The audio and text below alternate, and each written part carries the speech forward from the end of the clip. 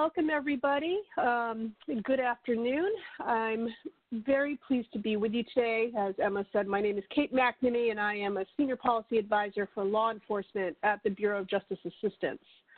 I oversee SPI at BJA and am pleased to be with you all today. So let's dive in. We're going to cover where we are focusing the solicitation's purpose areas this fiscal year, what a competitive applicant to SPI looks like, because that's a question that I get quite often, who is eligible to apply, and what does the application process entail, and where applicants can seek out assistance. And then we'll open the webinar up for Q&A, either over the phone or through the Q&A box, and read off some questions that we've received over the course of the presentation. So, the SPI program has existed since 2009, and its goal has been to support law enforcement's efforts to identify and test innovative and evidence-based solutions to their most pressing policing challenges and crime problems. So over the last decade, we have supported and expanded the capacity of law enforcement agencies to use technology in an innovative way, intelligence and data, encourage collaboration among key crime reduction partners, promote evidence-based practices, and encourage sustainable partnerships between police and researchers. So by injecting scientific rigor into policing practice, SPI both benefits individual jurisdictions' work, but also provides the policing field with information on what works in crime prevention. And thus far, we have supported 57 law enforcement agencies as they change the way they do business.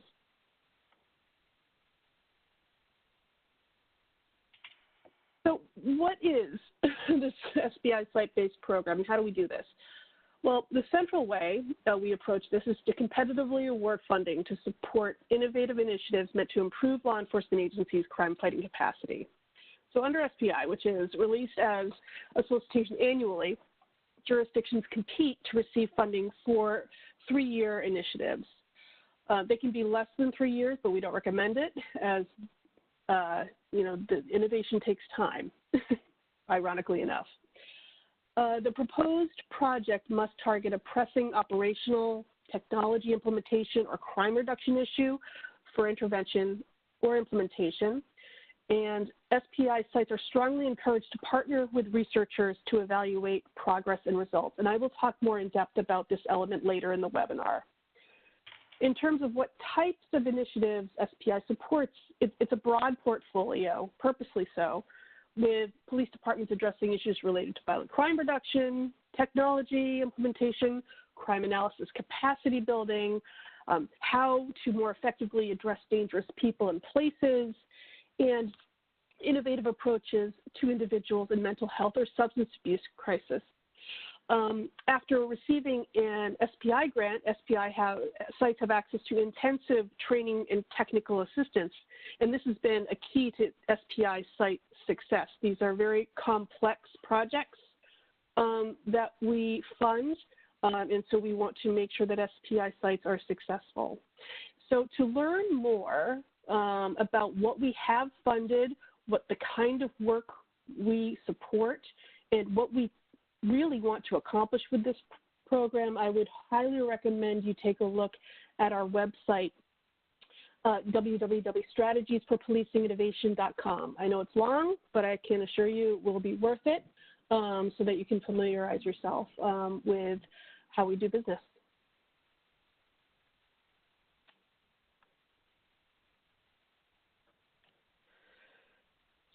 So here is a sampling of what SPI has enabled local jurisdictions to accomplish over the last 10 years. And these are actually pretty recent examples. In Boston, the SPI project resulted in a significant increase in its homicide clearance rate, and Los Angeles' Operation Laser was associated with a 56% decrease in homicide in the selected target area. LAPD has since increased its use of the SPI approach to reduce homicides and non-fatal shootings throughout the city. Rochester, New York's SPI project resulted in the development and validation of a risk assessment tool to predict retaliatory gun violence disputes. The project is associated with an extended decline in aggravated assault and murder in the city that I believe still continues. Kansas City, Missouri, their SPI supported project focused deterrence strategy is associated with a 40% decrease in homicides and a 19% decrease in gun assaults. These examples are meant to illustrate the diversity and complexity of the work underway in SPI, and equally important, this also demonstrates the importance of evaluating each site's implementation and outcome of their SPI intervention in a scientifically sound manner so that successful approaches can be promoted to the policing field generally.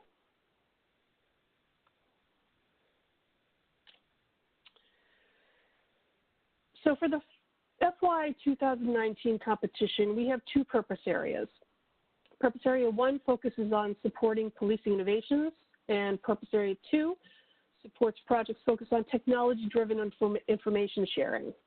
A question we often receive is whether jurisdictions can apply to both purpose areas, and the answer is yes. However, the applications should support different projects. They cannot be identical applications. If they are, one will be rejected as a duplicate and not reviewed or be forwarded for further consideration.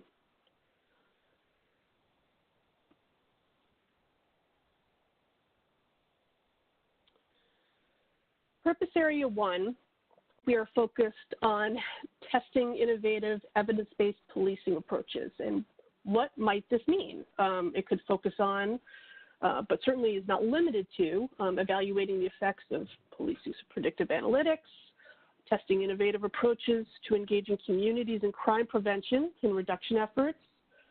It could be the design and testing of new approaches that improve the investigative capacity within a law enforcement agency, and also innovative approaches to reducing chronic violent crime in a specific community. Now, these are just examples. We look for innovation, and so we are open to other ideas, and this is our more open category. Applicants must describe the approach they want to take to this crime problem and identify that violent crime problem, develop a strategy to address it, and include a rigorous evaluation plan to measure the implementation and outcome of the approach. And that evaluation plan should lead to providing BJA with the results, which we will then publicize for the benefit of the policing community at large. So after an award is made, we will work with you to map out your intervention and evaluation through an action planning process that is very intensive, but very worthwhile, because we have found we have enabled folks to be much more successful if we help them plan all the aspects of their project at the beginning.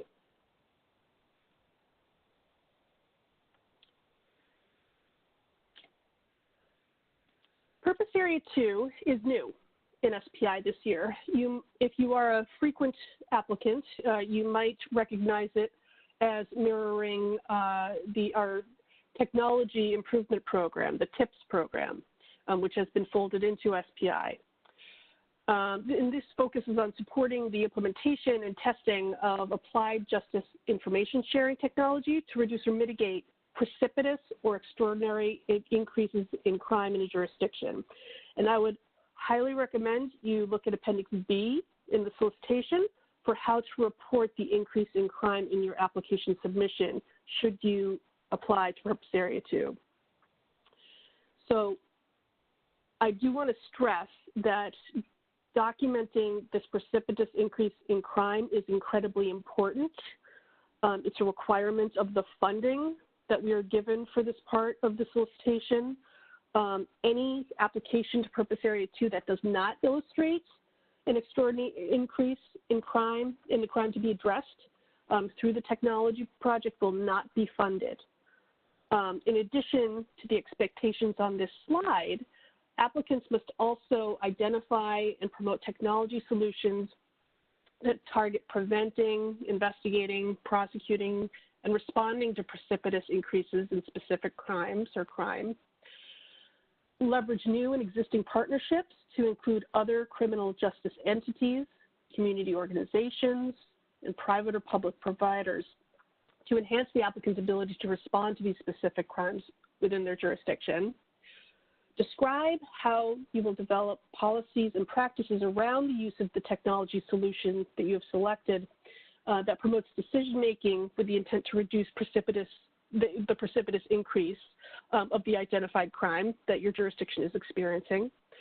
And apply the information sharing or other technology solutions at all levels of the organization, and in a manner that supports operational effectiveness and efficiency.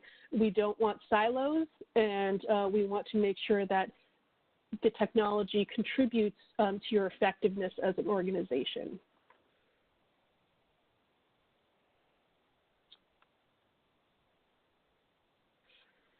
So this is a question I get a lot, which will surprise no one. And I put some thought into really what it means to be a successful SPI grant award recipient, applicant, what have you. It's an incredibly competitive program, and we will award 10 or fewer grants across the two purpose areas. So I am fully cognizant that everyone wants to know how they can increase the quality of their proposals. And, BJA would say that you need to illustrate strong leadership support of your project. SPI success in an agency is, often entails changing the ways that agency does business, and this cannot be accomplished without the chief executive's support and endorsement. Sound problem analysis, data analysis, and impact evaluation strategies are central to any successful SPI project. And we are not just talking outputs. We're not talking about arrest rates. We're talking about sophisticated data analysis that usually requires expert support. Now, although we no longer require external research partners, the need for advanced research and evaluation capacity in support of your SPI project, that has not changed. You must demonstrate that someone on your team or an external research partner, if you choose to have one, can provide empirically sound research and evaluation support for your SPI projects. For a detailed look at the level of scientific and evaluative rigor we are looking for, please see the SPI site spotlight publications on the strategiesforpolicinginnovation.com website.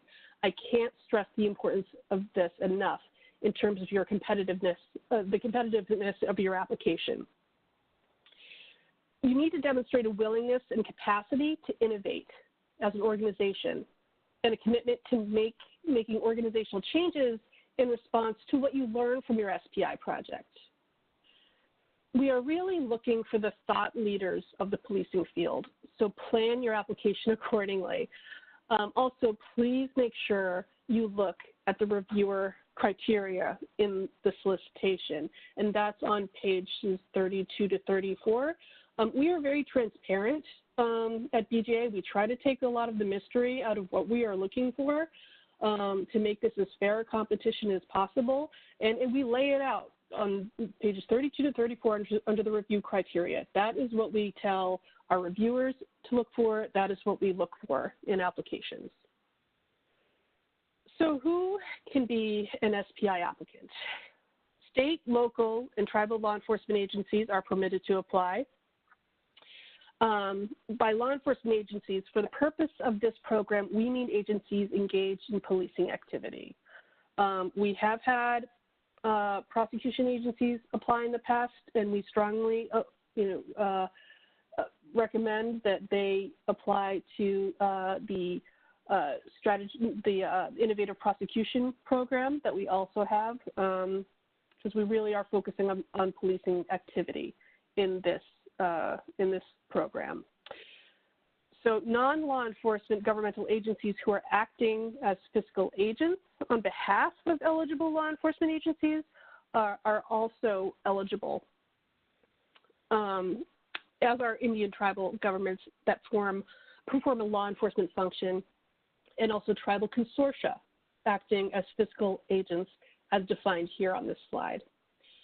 Now, 2 or more entities can be part of an SPI project, but one must be the lead applicant. And as is typical of any BJA award, recipients and subrecipients must forego any profit or management fee. So as far as this application process, the proposed project period may be up to 36 months. I would recommend taking the full 36 months. These tend to be extremely complex projects, and we want to make sure that you have enough time to reach all of your objectives. Applications for funding amounts differ between purpose areas. The funding ceiling for purpose area 1 is $700,000, and for purpose area 2, it's $500,000. This is because these are different funding streams. Submissions must be based on evidence-based strategies and programs, and a match is not required.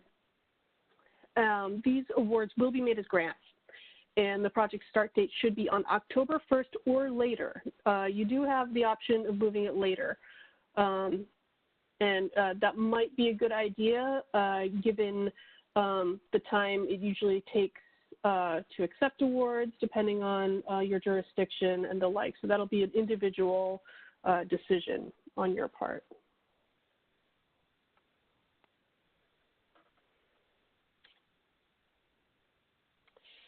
So how does this work?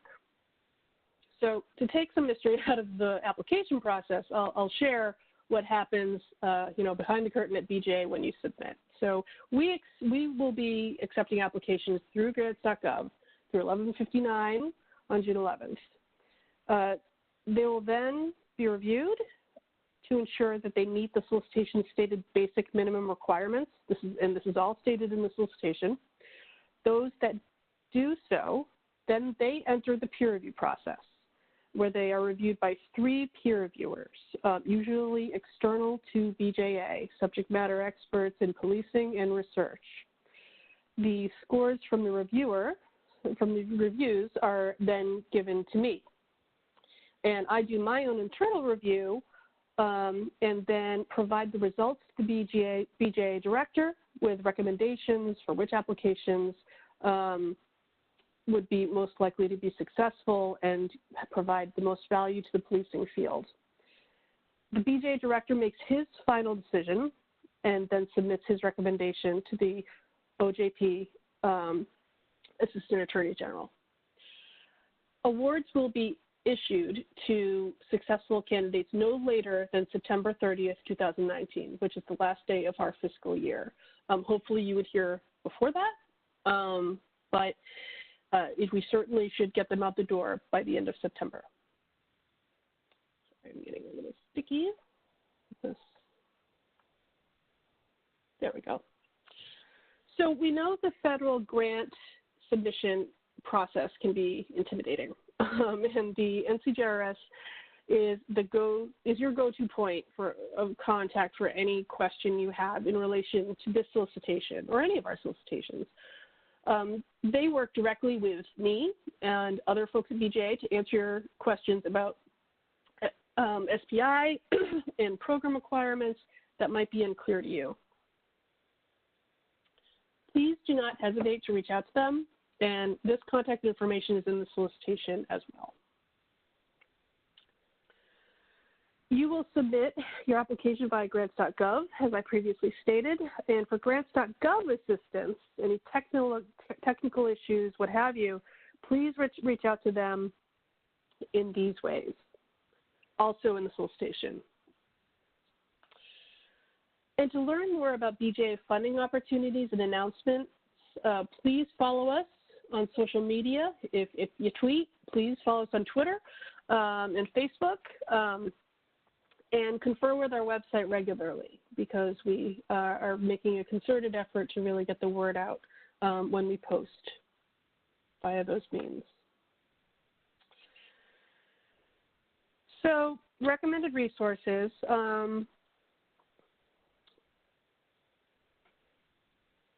Sorry, I think I skipped a slide here. There we go.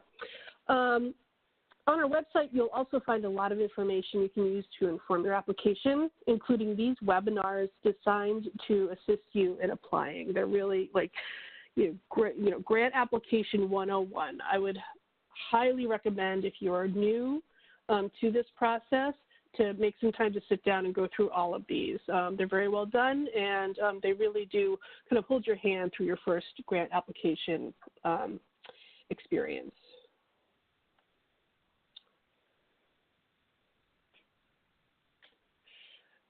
So there are additional resources you should confer with as you formulate your SPI approach. At the top of that list should be the SPI solicitation. It is your map, to follow for your application development. The SPI website, strategiesforpolicing-innovation.com, also hugely helpful for you to get a feel for the work that SPI does and how your idea or innovation would fit into the portfolio. And then there's also links to OJP's online relevant guides to further inform your application as well.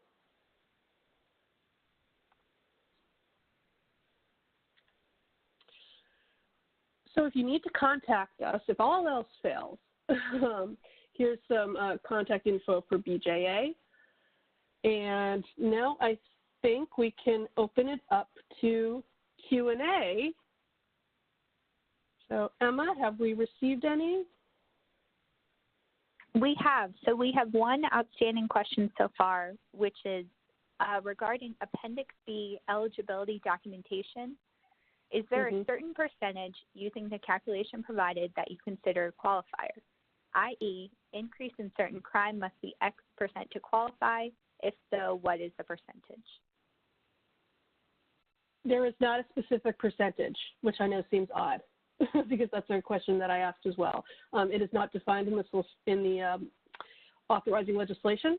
And we know that every jurisdiction is different in terms of what could be considered a crisis increase in crime.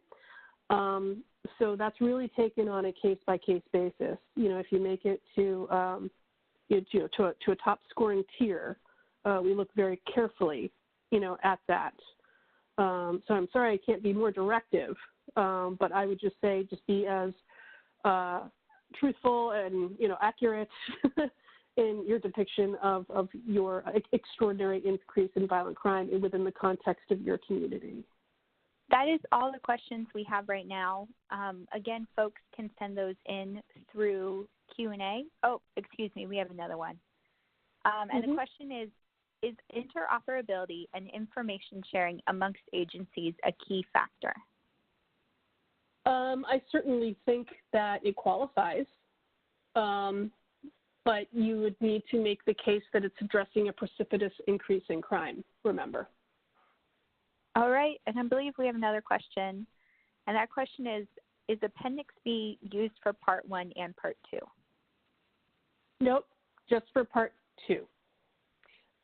Only Purpose Area 2, I should say, Purpose Area 2 requires that demonstration of a precipitous increase in a type of crime or a crime. Okay, those are all the questions we have at this point in time. Please feel free to send in others, or if anyone would like to use their phone to ask a question. All right, we have another question, and that is for agencies that want to outsource the administration of the grant application and management, how are fees for those services to be handled? So if I understand correctly, the fiscal agent, the 4 agencies want a fiscal agent to apply on their behalf. Is that my understanding? Yes, that is correct. I believe typically we allow management fees, I know in other programs of 10%, but I would confer with the OJP financial guide to confirm. And that link is available in the slides, which will be posted. All right, we have two more questions. For newly formed RTCC, is there any specific technology prioritized by DOJ? No, we want your innovative ideas for sure, but we don't have a priority list. All right. We have another question, which is how many applications do you typically receive per year? Good question, and that's where I get out my magic 8-ball. Not sure what's going to happen this year, but last year we received about 50 for Purpose Area 1. TIPS in the past has received about 35 to 40 applications per year. So I think that we will be receiving 100 applications or less across the 2 purpose areas. So, 100 or a little less total.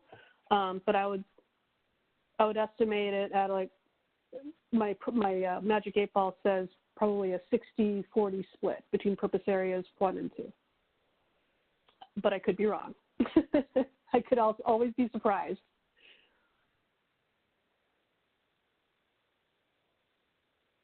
Okay, and those are all the questions we have received so far. I'm happy to give it another couple minutes if people are typing or what have you, or if anybody on the phone wants to ask a question.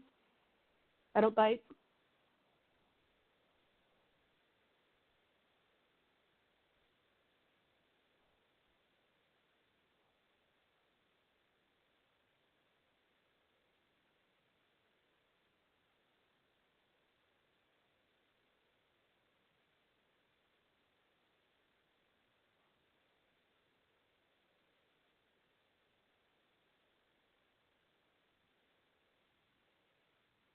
Any other questions being typed in, Emma?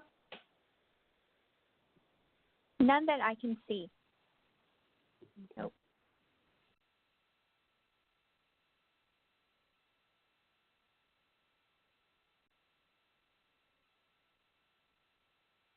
Oh, so we just received a question that is, are applicants typically large urban areas?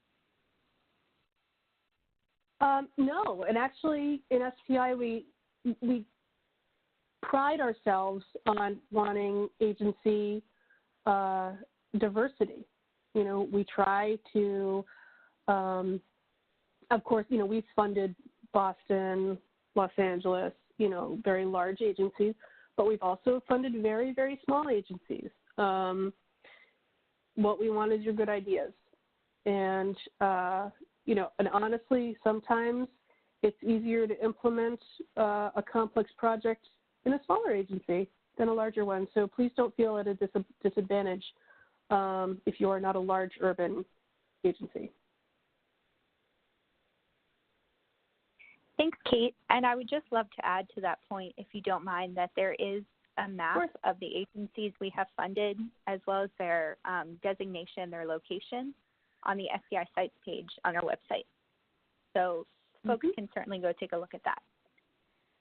And we have another question, and that is, did you say that 10 applicants will be awarded across both areas or each?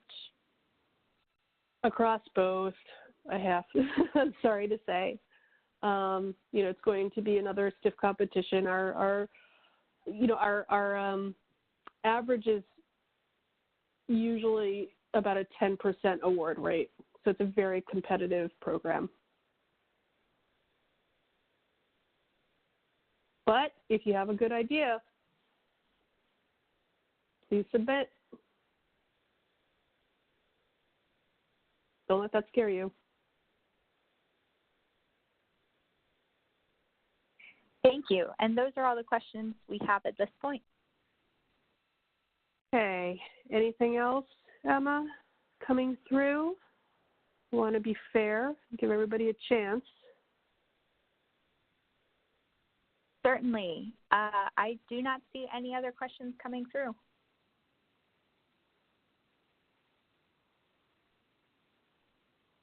Okay. Well, I want to honor everybody's time. If there are any follow-up questions, feel free to email them. you can also contact NCJRS, and they will get in contact with me. As I've outlined in the presentation.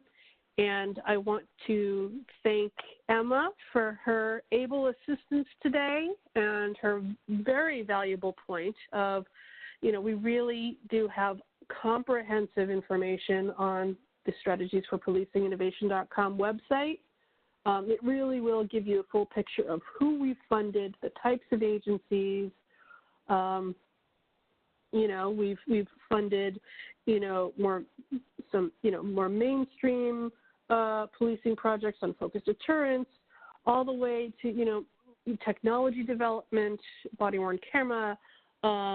It's just a very diverse portfolio. So if you have an idea that you feel is a little bit outside the box, as they say, we welcome it.